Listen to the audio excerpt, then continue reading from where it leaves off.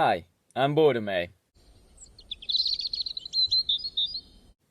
Spent all day in the sun, bit hot, bit sweaty, but I thought I'll try something new. Here today I've talked about news and some stuff before going on in the YouTube voice, but I have 3 stories and doing a little news video of some big stories that happened throughout the week. So without further ado, let's get straight into the topics of today's video. So the main topic that I wanted to talk about is what is going on with the FaZe clan people. So recently they did a whole Bitcoin dump sort of thing. With those of you who don't know, they basically made a Bitcoin, told people to buy the Bitcoin, and then when people initially bought it, which makes the price go up, they all dumped it, which means they sold most or all of their coin that they already previously had, and then made a bunch of money. Which the worst part of it all, they said they were doing it for charity, and there is no evidence that they have done anything for charity with it whatsoever.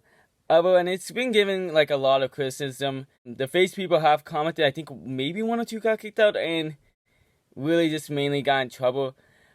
But I don't know why people keep falling for these things and like why this keeps happening. Like you would think eventually people would realize that these things just don't work. Maybe the charity aspect kind of threw people off, but there was no way to show that they were ever going to do it for. It just annoys me. But people really, I think what they thought was that it was cryptocurrency, so they just would get away with it. And it's more trackable than a lot of you think, and people quickly figured out.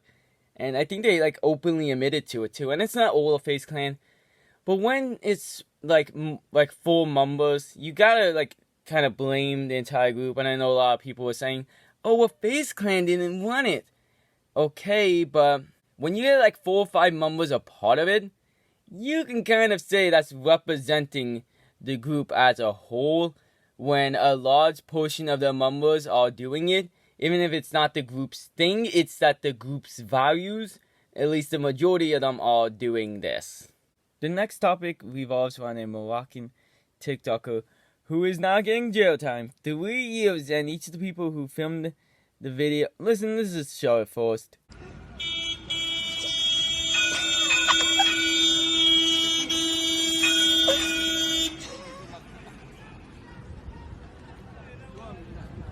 So, the 2 people, like the person behind the camera and the person who walked up real quick, each will get 2 years. That man will get 3 years. And it's so good to finally see people getting punished for doing these stupid pranks that are just inconveniences for everyone else. Like, I don't understand why they think it's funny. I thought we got over this trend of just jokus pranks. Like, it's just making such a comeback on like TikTok and stuff, and people think this stuff is okay.